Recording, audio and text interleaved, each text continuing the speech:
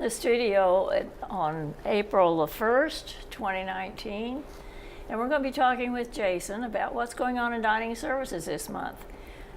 With things kind of torn up, it may be rather interesting. It always is. It always is. So let me go over a couple of the events we have this month, and then probably talk more about construction and changes and moves and stuff like that. Good. So on the 10th, Wednesday the 10th, we will be having the monthly birthday cakes in the dining room. So please come out for that.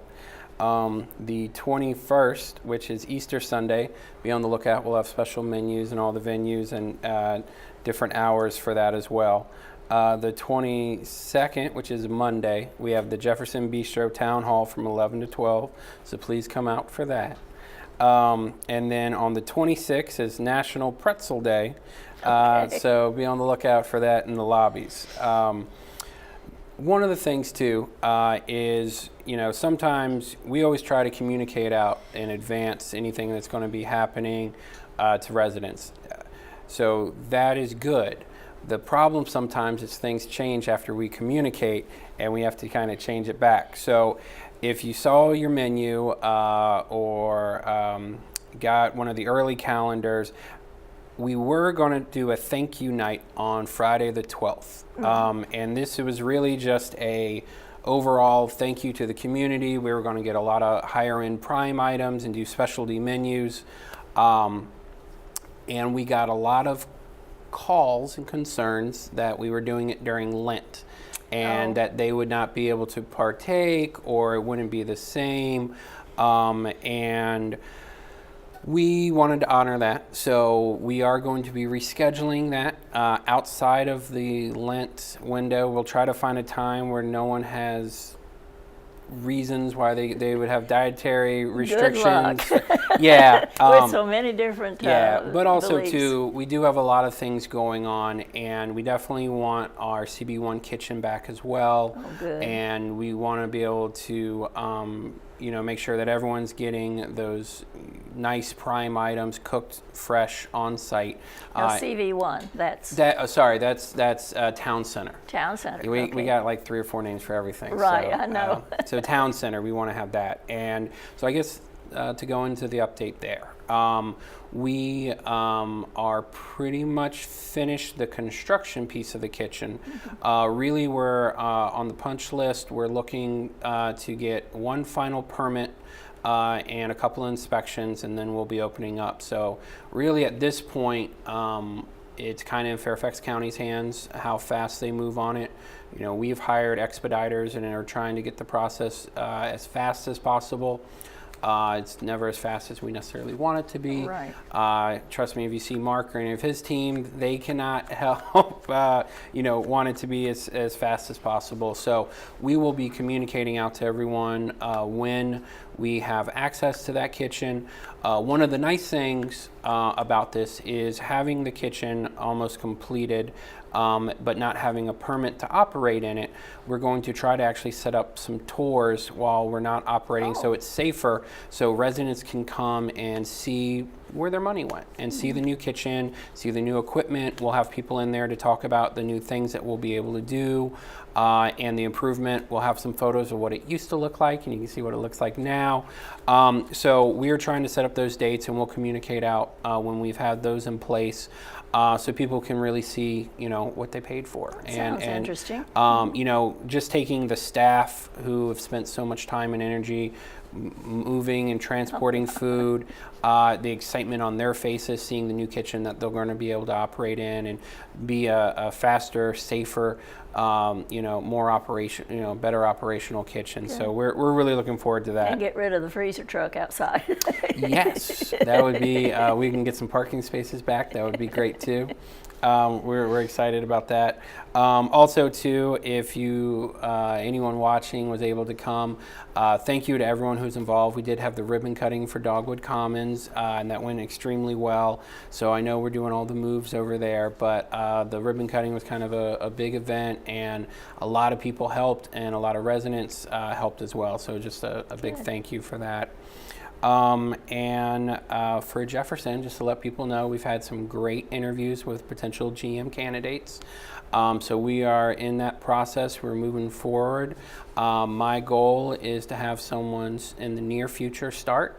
But I've been having a lot of fun up there, be able to work with the team. And you're over there filling in. I'm over there filling in. So if you have an issue with Jefferson, give me a call. But also talk to the management team over there. I think they've done a good job. We've heard a lot of comments from residents, and we've made a lot of changes. I think the number one thing that I hear is menu variety, and we are somewhat limited in the fact that we need to be making, because we're sharing kitchen space with Town Center and Fireside, so we really do have to make food that travels and transports well.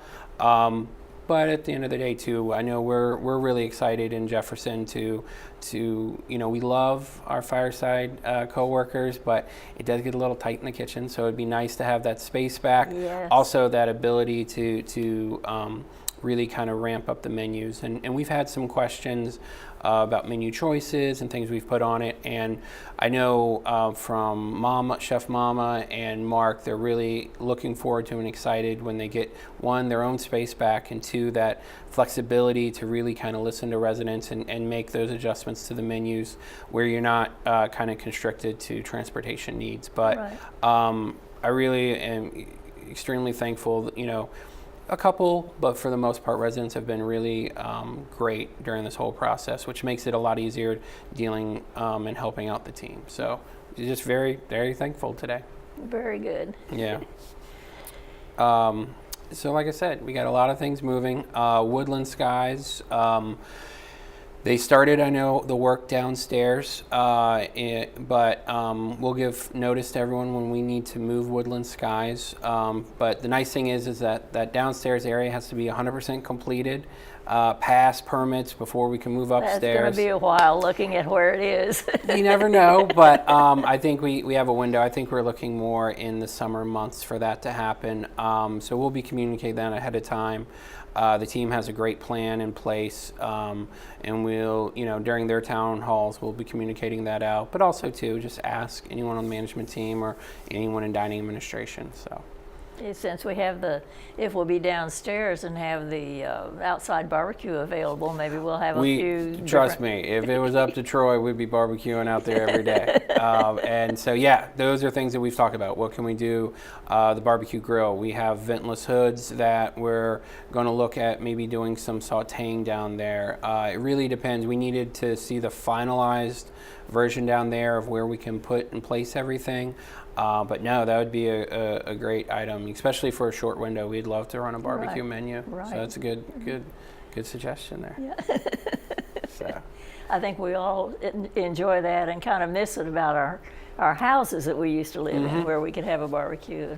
Okay, no, that's great. I know we were doing like once a month last year in spring and summer. Right. The grill. This would actually be a good window, so we'll take that to the team. I think anytime we can incorporate barbecue, not only I think the residents really enjoy it, I know the staff really likes it too. Right. So it's fun to get on the grill, especially with nice weather. Good. So. So staffing problems are pretty well over now? I think we always have somewhat of growth and turnover. One of the things that we're working a lot on now is working with our student population.